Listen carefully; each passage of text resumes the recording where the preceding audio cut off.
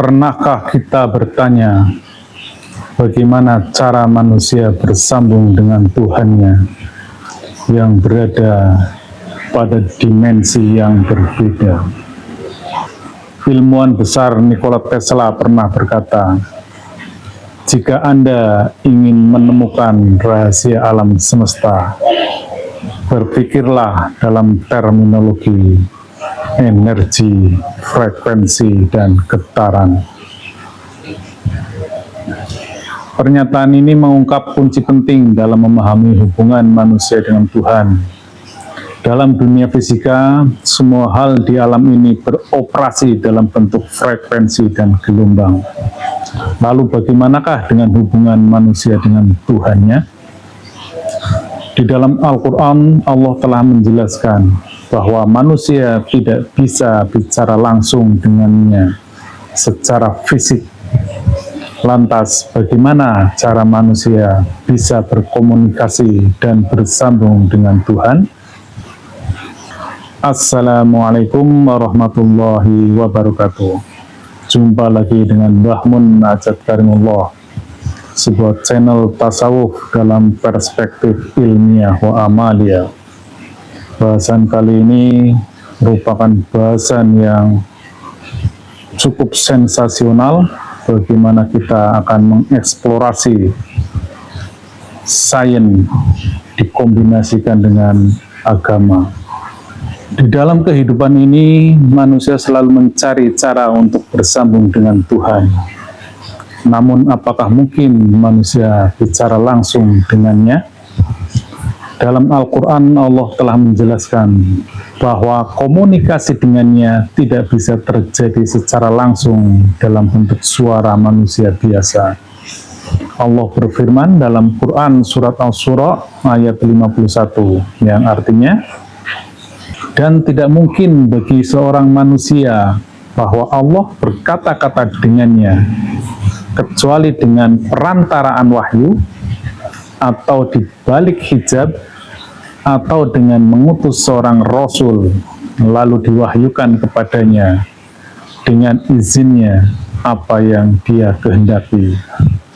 Sesungguhnya dia maha tinggi lagi maha bijaksana.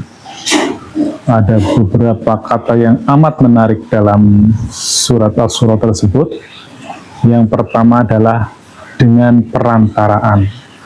Ini mohon dicatat karena ini poin pentingnya, dengan perantaraan.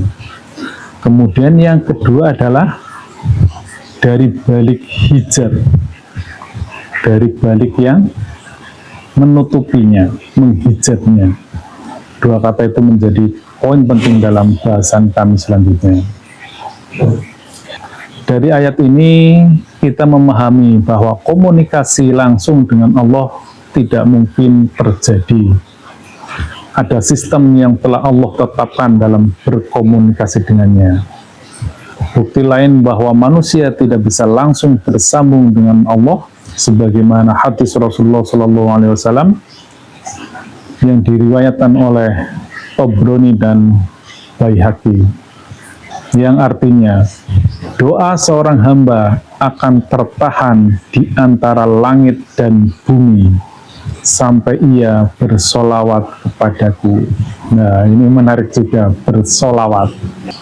Hadis ini mengajarkan bahwa bahkan doa sekalipun membutuhkan saluran khusus agar bisa diterima oleh Allah. Saluran itu adalah melalui rohani Rasulullah yang merupakan tali wasilah antara manusia dengan Tuhan. Jadi singkatnya, manusia tidak bisa berkomunikasi langsung dengan Tuhannya, tetapi doa bisa sampai dengan perantaraan sholawat. Artinya sholawat itu pun bukan dalam bentuk suara, atau di balik suara itulah sholawat yang bisa bersambung. Nanti kita akan bahas dalam pembahasan berikutnya. Lantas bagaimana mekanisme spiritual yang memungkinkan manusia bisa bersambung dengan Tuhan melalui sistem ini? Itu kami dari Majelis Zikir Torekot Naksabandia Kholidiyah Nusantara, sebuah tarekat arwahi yang tentunya kami banyak mengeksplorasi dari ruang-ruang ruhani. Dan kebetulan ketika kita membahas dalam perspektif ruhani, ilmu pengetahuan yang amat erat persinggungannya adalah terkait dengan hukum medan kuantum. Selain itu juga terkait dengan frekuensi, energi, dan gelombang. Walaupun kalau dihubung-hubungkan akhirnya ketemu juga kedua perspektif tersebut. Sehingga kami akan menawarkan sebuah konsep frekuensi dan gelombang ruhani. Di dalam ilmu fisika kita memahami bahwa segala sesuatu di alam semesta ini bekerja dalam frekuensi dan gelombang. Cahaya, suara, bahkan pikiran manusia pun beroperasi dalam bentuk getaran energi. Kita juga tahu semua seluruh entitas di semesta raya ini punya getaran, punya frekuensi masing-masing.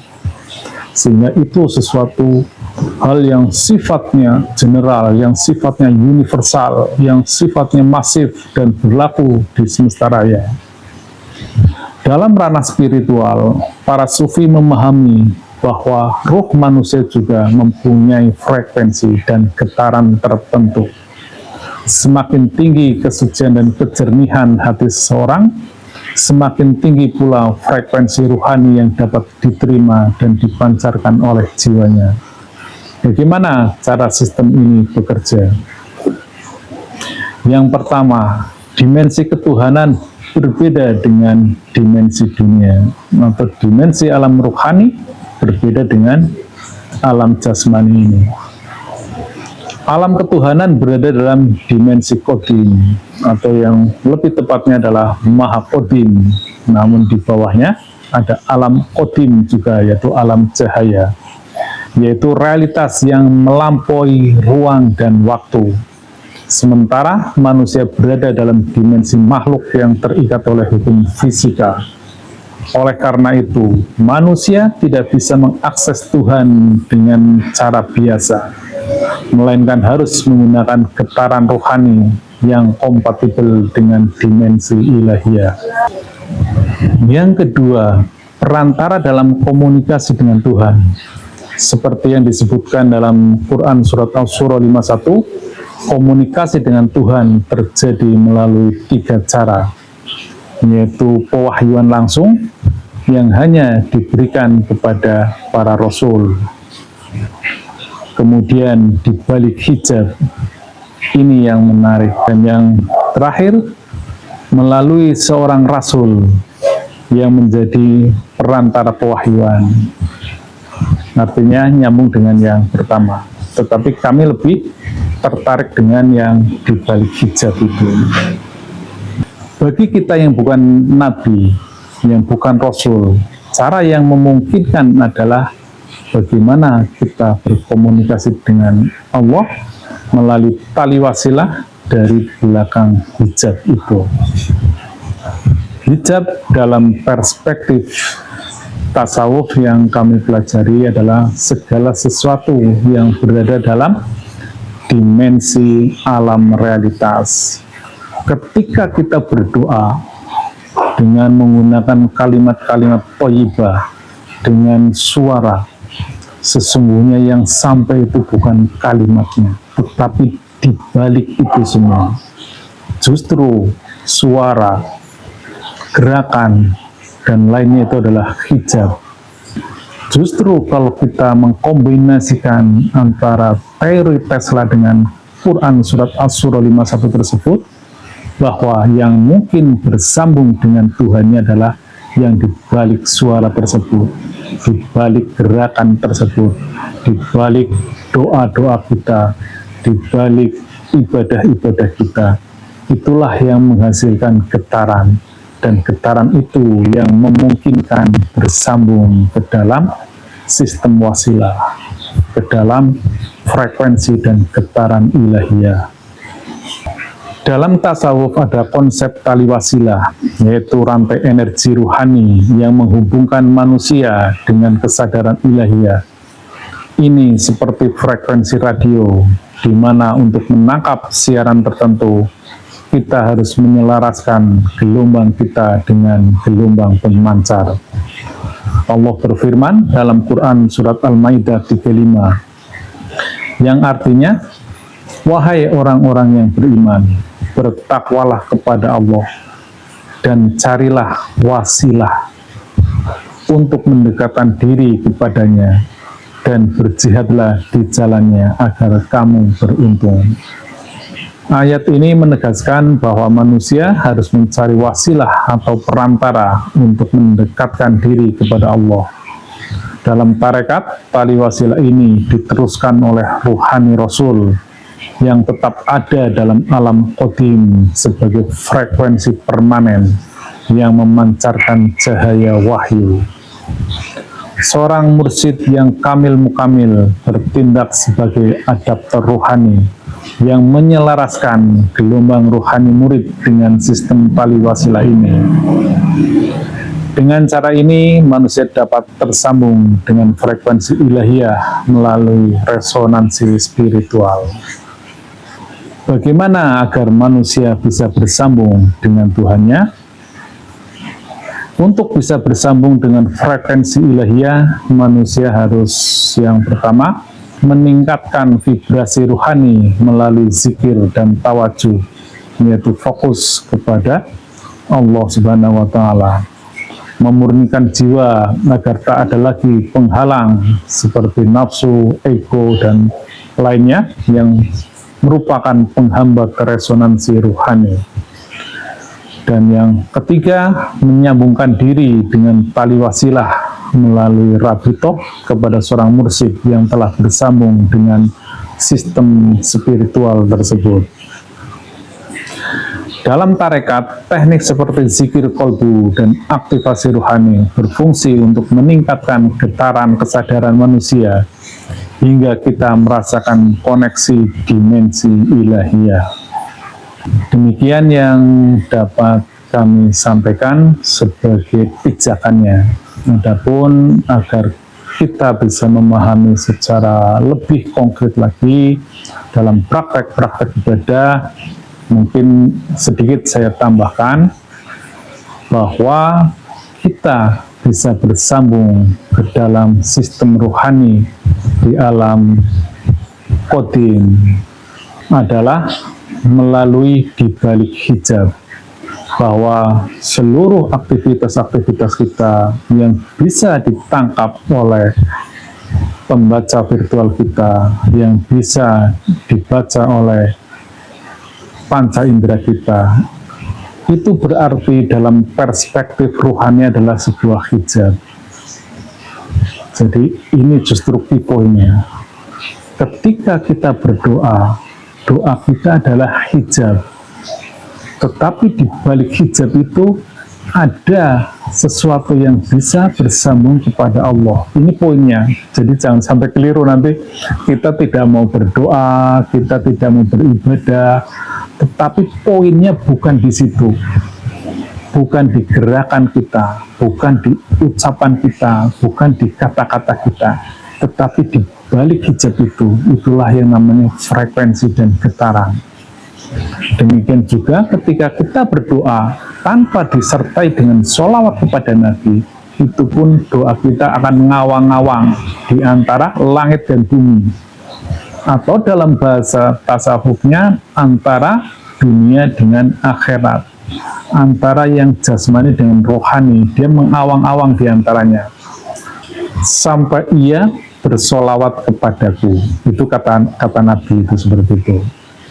Jadi yang dimaksud bersolawat di sini pun bukan kata-katanya, tetapi di balik solawat itu, getaran itu yang bisa bersambung kepada tali ruhani, kepada sistem wasilah. Sudah sering kami sampaikan bahwa di alam realitas ini ada hukum sunatullah, hukum yang terikat dengan ruang dan waktu, hukum yang terikat dengan materi, Di sebaliknya ada hukum di alam ruhani, itu namanya sistem wasilah, yaitu sistem kebersambungan ruhani manusia dengan Tuhannya di alam Maha Qadim melalui perantara, yaitu ruhani Rasulullah sebagai adaptor dimensional yang mengadaptasi antara Tuhan di alam Maha Qadim dengan manusia di alam realitas. Tetapi kebersambungan tersebut bukan melalui suara, bukan melalui gerakan, tetapi melalui frekuensi dan gelombang. Oleh karena itu, kita membutuhkan seorang mursyid yang kamil mukamil, seorang mursyid yang waris, yang paham akan frekuensi dan getaran tersebut, akan channel tersebut, akan ordinat frekuensi tersebut. Karena kita sebagai orang awam, kita sebagai murid tidak paham frekuensi ilahiyah tersebut. Jadi sudah jelas. Sekali lagi sebelum kami tutup, bahwa tujuan kami adalah udhulu fisilmi kafah.